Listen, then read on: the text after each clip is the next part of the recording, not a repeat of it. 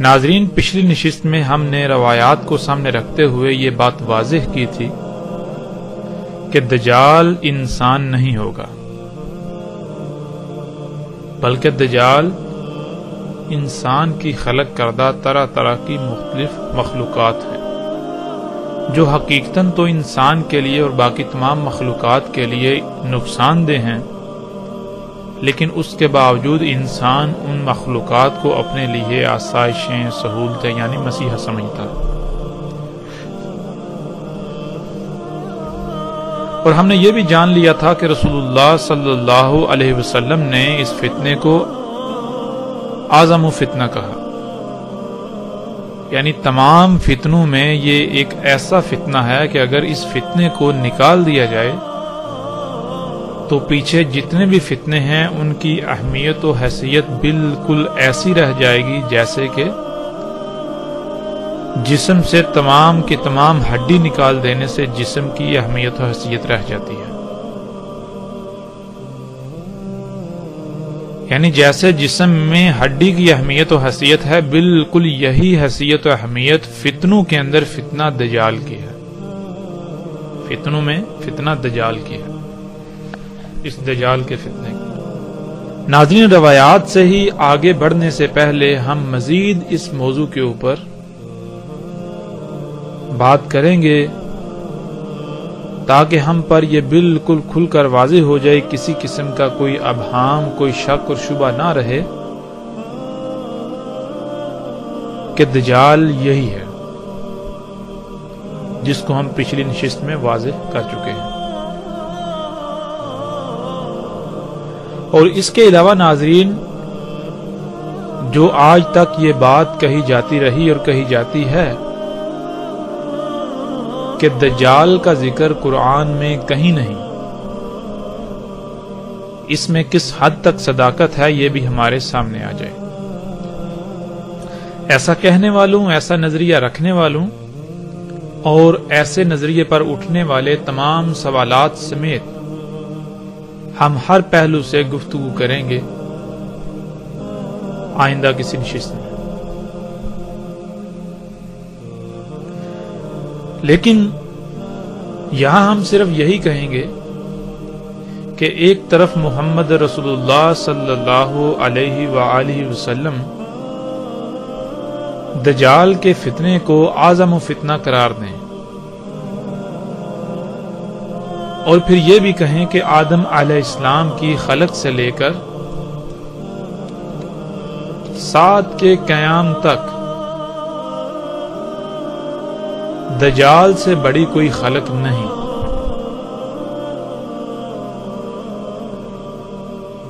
جیسا کہ ہم اس روایت میں دیکھ سکتے ہیں، رسول اللہ صلی اللہ علیہ وآلہ وسلم نے کہا، آدم علیہ السلام کی خلق سے لے کر سات کے قائم ہونے تک دجال سے بڑی کوئی خلق نہیں۔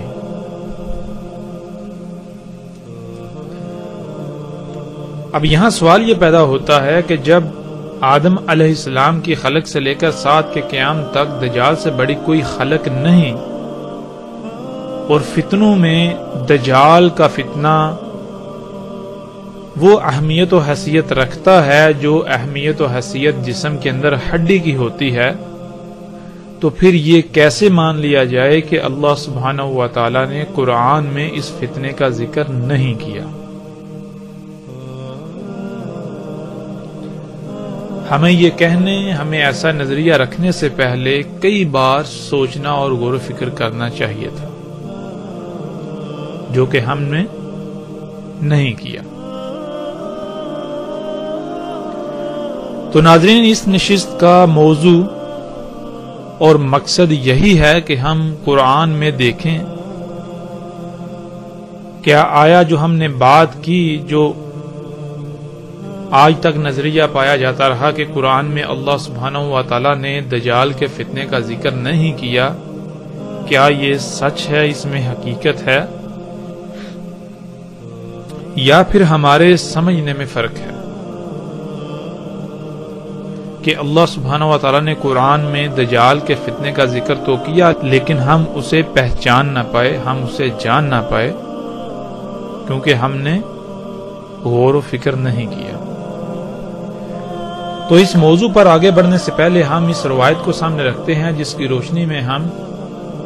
آگے بڑھیں گے۔ رسول اللہ صلی اللہ علیہ وسلم نے کہا، نہیں ہے کوئی بھی نبی مگر تحقیق کہ یعنی یہ ہو چکا،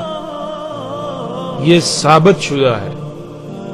کہ ڈرایا اس نے اپنی امت کو موجود خطرے سے یعنی اس دجال سے، اور اس میں کچھ شک نہیں میں بھی تمہیں بالکل اسی طرح اس موجود خطرے سے ڈراتا ہوں۔ ناظرین، اس روایت میں جو الفاظ استعمال ہوئے ہیں ان میں ایک لفظ ہے ہزارہ۔ یہ لفظ انتہائی اہمیت کا حامل ہے۔ جب تک ہم اس لفظ کو سمجھیں گے نہیں، اس لفظ پر غور نہیں کریں گے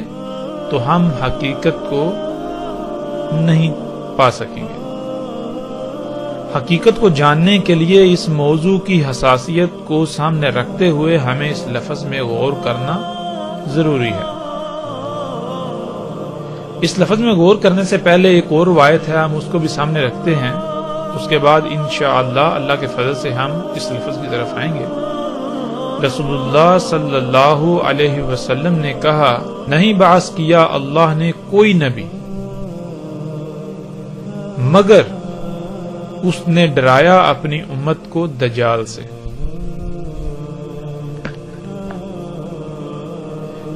ان دونوں روایات میں ہم دیکھ سکتے ہیں، پہلی روایت میں لفظ حاضرہ استعمال ہوا ہے اور دوسری روایت میں لفظ انذر ناظرہ استعمال ہوا ہے۔ ناظرہ کہتے ہیں ایسا ممکنہ خطرہ جو قریب آ چکا ہے، اس سے پہلے ہی متنبہ کر دینے کو، اور حاضرہ کہتے ہیں ایسا خطرہ جو موجود ہے، جو موجود خطرہ اس سے ڈرانا۔ جیسا کہ ہم اس لفظ کو قرآن سے بھی سمجھ لیتے ہیں، اور اس آیت میں ہم دیکھ سکتے ہیں اللہ سبحانہ و تعالیٰ کہتے ہیں، یا جیسے گہرے بادلوں کا طوفان آئے آسمان سے، اس میں ہوں اندھیرے اور زوردار گرج اور چمکتی بجلی، کر لیتے ہیں اپنی انگلیوں کو اپنے کانوں میں اس کڑک سے، موت کے ڈر سے۔ تو عربی میں ہم دیکھ سکتے ہیں جو الفاظ استعمال ہوئے ہیں وہ ہے حاضر الموت۔ تو اس آیت میں پیچھے ہم دیکھ سکتے ہیں اللہ سبحانہ و تعالیٰ جو مثال بیان کر رہے ہیں اس میں کیا ہے کہ اچانک جب انتہائی گہرے کالے بادل آ جاتے ہیں اور طوفان آ جاتا ہے، پھر ان میں زوردار جب گرج پیدا ہوتی ہے اور بجلی چمکتی ہے، تو اس وقت بالکل یہی احساس ہوتا ہے کہ ابھی موت آئی۔ تو وہ جو ڈر ہوتا ہے، کیا وہ ڈر مستقبل کا ہوتا ہے؟ مستقبل کے لیے اگر کہا جائے گا تو اس کے لیے لفظ خوف استعمال ہوگا، نہ کہ حاضرہ۔ خوف کہتے ہیں جو مستقبل میں پیش آنے والا خطرہ ہو، اس سے لاحق ڈر کو۔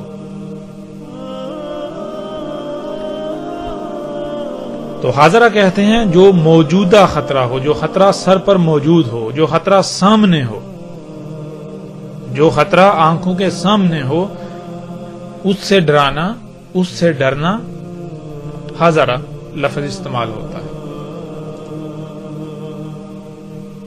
تو کوئی بھی نبی ایسا نہیں گزرا جس نے اپنی امت کو دجال سے نہ ڈرایا ہو۔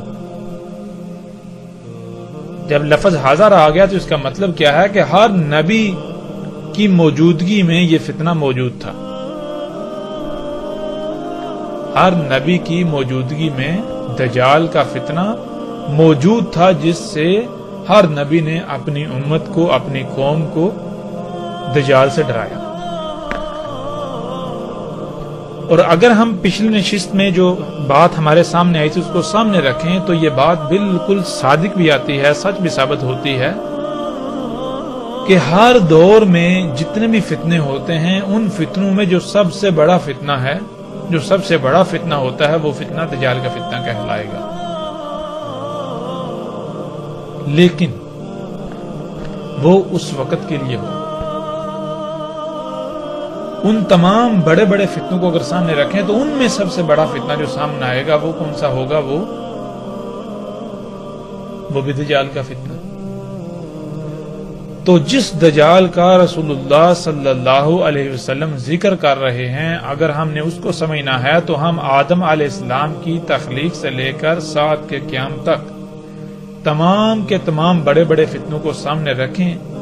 ہیں تو وہ سب کے سب دجال کے فتنے، لیکن ان میں وہ جو اعظم فتنہ ہے، جو سب سے بڑا دجال کا فتنہ ہے، وہ ہمارے سامنے کھل کر آ جائے گا۔ تو ناظرین، اب ہم نے قرآن سے یہ دیکھنا ہے کہ اللہ سبحانہ و تعالی نے جتنے بھی نبی بھیجے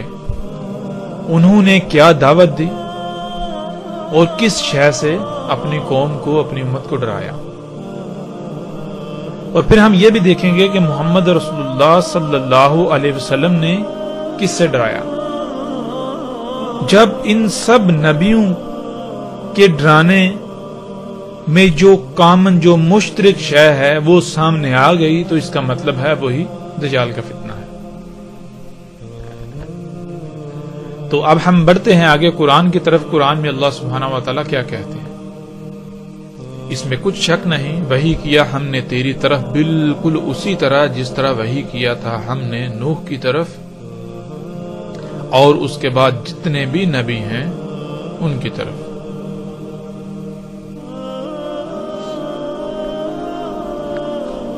اس آیت میں اللہ سبحانہ و تعالیٰ نے بالکل واضح کر دیا کہ جس طرح وحی نوح علیہ السلام اور ان کے بعد جتنے بھی نبی ہیں ان کی طرف کی گئی، بالکل اسی طرح تیری طرف وحی کی جا رہی ہے۔ تو پھر یہ کھل کر واضح ہو جائے گا کہ جو وحی نوح علیہ السلام اور ان کے بعد جتنے بھی نبی ہیں ان کی طرف کی گئی اور وہی محمد رسول اللہ صلی اللہ علیہ وسلم کی طرف کی گئی، اور اگر وہ وحی امت کو ڈرانا تھا، یعنی کہ ممکنہ پیش آنے والے خطرے سے پہلے ہی متنبع کر دینا تھا، تو وہ جو خطرہ ہے، وہ جو ممکنہ پیش آنے والا خطرہ ہے، وہی دجال کا فتنہ ہے، جس کے بارے میں رسول اللہ صلی اللہ علیہ وسلم نے کہا کہ کوئی نبی بھی ایسا نہیں، کوئی نبی نہیں ہوا مگر ہر نبی نے اپنی امت کو، اپنی قوم کو دجال کے فتنے سے نہ ڈرایا ہو، یعنی کہ ہر نبی نے اپنی قوم کو، اپنی امت کو دجال کے فتنے سے متنبع کر دیا۔ اور پھر میں بھی تمہیں بالکل اسی طرح اس پیش آنے والے ممکنہ خطرے سے متنبع کیے دیتا ہوں۔ اب ہم نے یہ دیکھنا ہے کہ اللہ سبحانہ و تعالیٰ قرآن میں اس وحی کا کس طرح ذکر کرتے ہیں، وہ کون سی وحی ہے کہ جو جس طرح نوح علیہ السلام کی طرف کی گئی اور بالکل وہی وحی نوح علیہ السلام کے بعد تمام انبیاء کی طرف کی گئی۔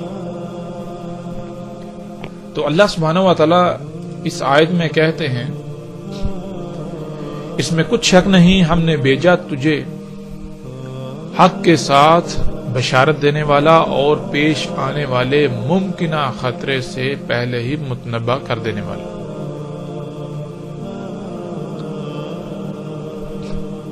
اور نہیں کوئی بھی امتوں میں سے امت مگر گزر چکا ان تمام کی تمام امتوں میں پیش آنے والے ممکنہ خطرے سے متنبع کر دینے والا۔ تو اس آیت میں اللہ سبحانہ و تعالیٰ نے یہ بات بالکل کھول کر واضح کر دی کہ ہم تیری طرف کیا وحی کر رہے ہیں، ہم نے تمہیں کس مقصد کے لیے بھیجا، ہم نے تجھے بھیجا حق کے ساتھ. حق کے ساتھ کیا ہے؟ حق کسے کہتے ہیں؟ انشاءاللہ اللہ کے فضل سے جب ہم آگے بڑھیں گے تو اس کی بھی مزید کھل کر وضاحت ہو جائے گی. لیکن یہاں جو چیز ہم نے سمجھنی ہے وہ یہ کہ اللہ سبحانہ و تعالیٰ نے کہا کہ ہم نے تجھے بھیجا بشارت دینے والا اور مستقبل میں پیش آنے والے ممکنہ خطرے سے متنبع کر دینے والا.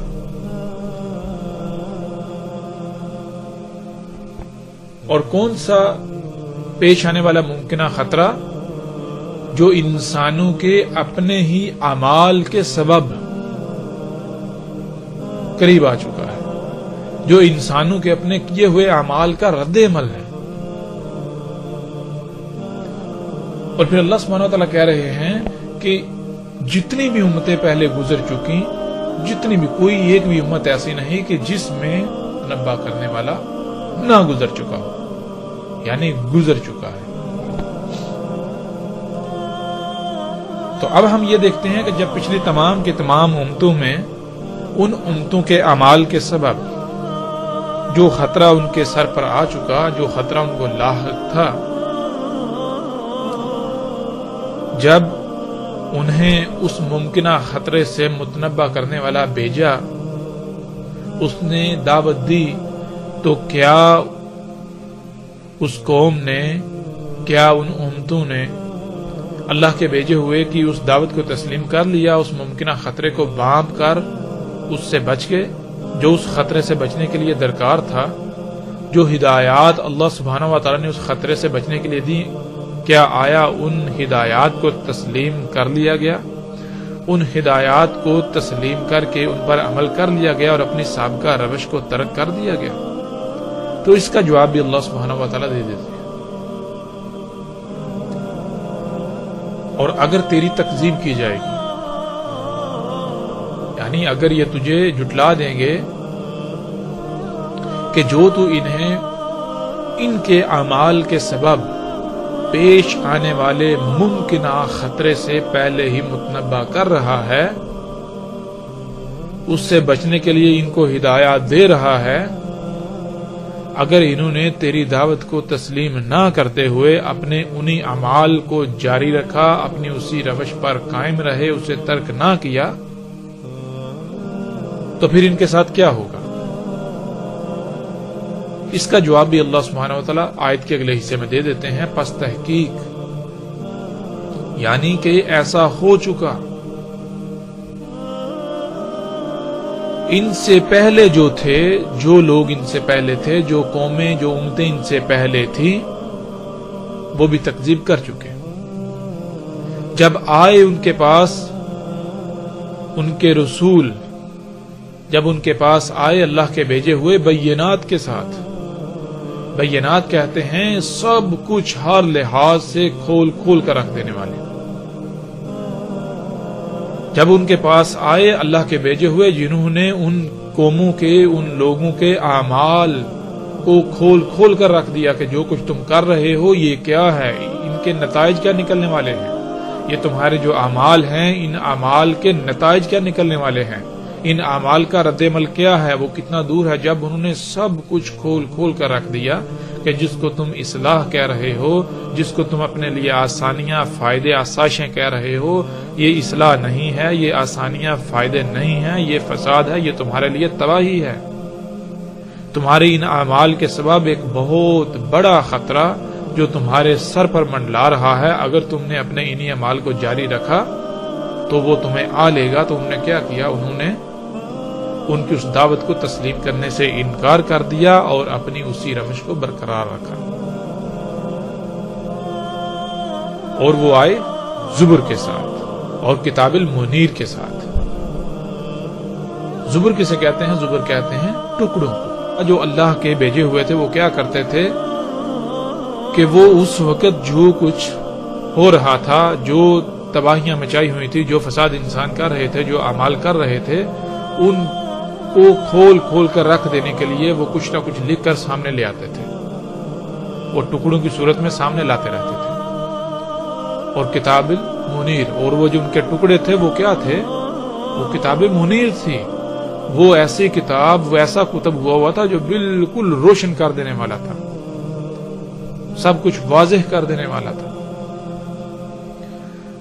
تو اب یہاں یہ سوال پیدا ہوتا ہے کہ کیا ان قوموں نے، ان امتوں نے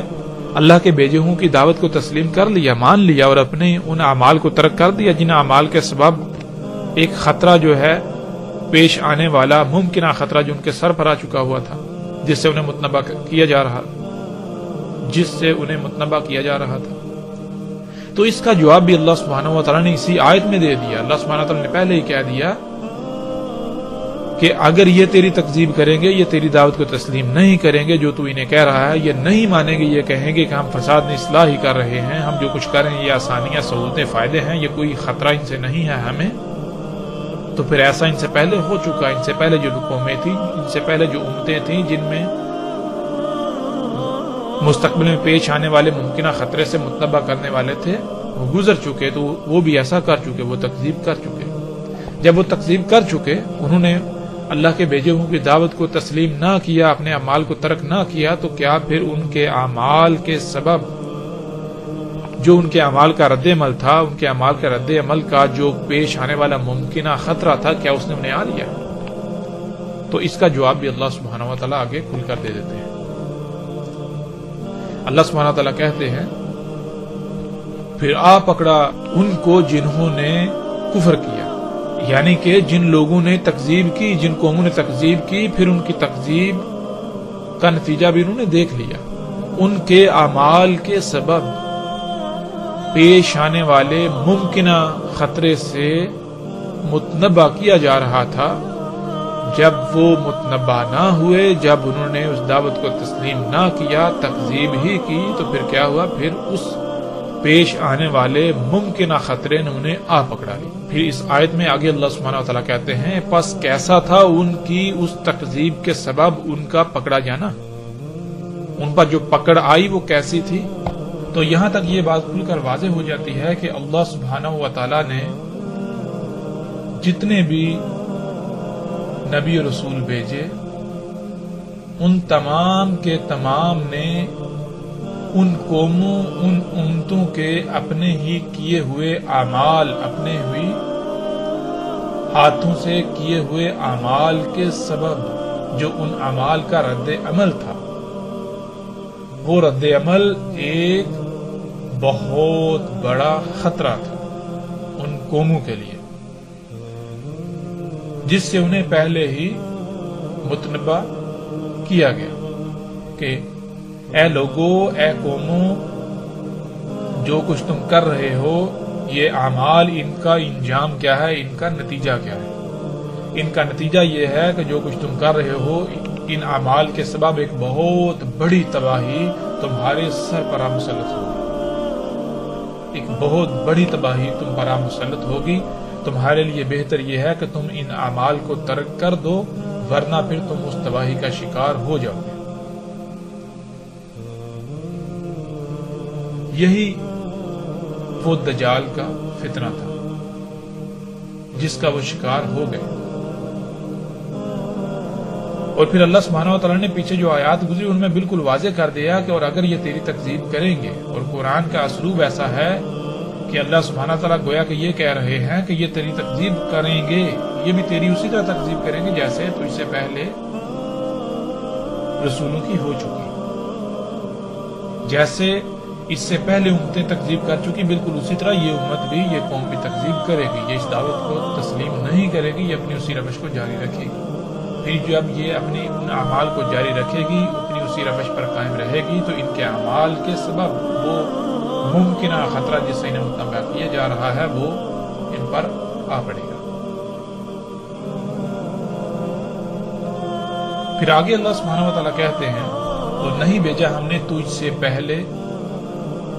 رسولوں میں سے کوئی بھی رسول مگر اس کی طرف ہم نے یہی وحی کیا کہ اس میں کچھ شک نہیں، کوئی بھی ایسی ذات نہیں کہ جس کی غلامی کی جائے، جس کی بات مانی جائے، مگر سوائے میرے، بس میری ہی غلامی کرو، بس صرف اور صرف میری ہی بات مانو.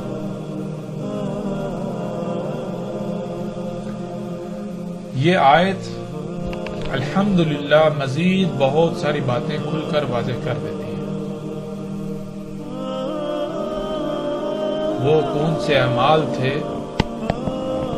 جن اعمال کے سبب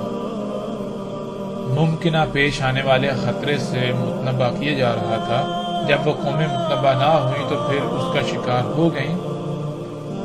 اس کی وجہ کیا تھی؟ اس کی وجہ یہ تھی کہ اللہ سبحانہ و تعالیٰ کہتے ہیں کہ تجھ سے پہلے کوئی رسول نہیں بھیجا، کوئی بھی ایسا بھیجا ہوا نہیں، مگر یعنی کہ جتنے بھی رسول بھیجے گئے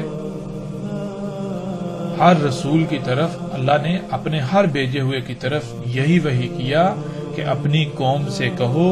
ان لوگوں سے کہو، اپنی امت سے کہو کہ اس میں کچھ شک نہیں، اللہ کے علاوہ کوئی الہ نہیں. الہ کہتے ہیں ایسی ذات کو جس کی بات مانی جائے، جس کی غلامی کی جائے، جس کے پیچھے چلا جائے، جس کی مرضی سے رائے برابر بھی عمل کرنا. تو کوئی بھی اللہ کے علاوہ ایسی ذات نہیں ہے جس کی مرضی، جس کے حکم سے رائے برابر بھی عمل کیا جائے. اگر تم نے کوئی رائے برابر بھی عمل کرنا ہے تو وہ صرف اور صرف اللہ ہی کے حکم کے مطابق کرنا ہے، اللہ ہی کی مرضی سے کرنا ہے.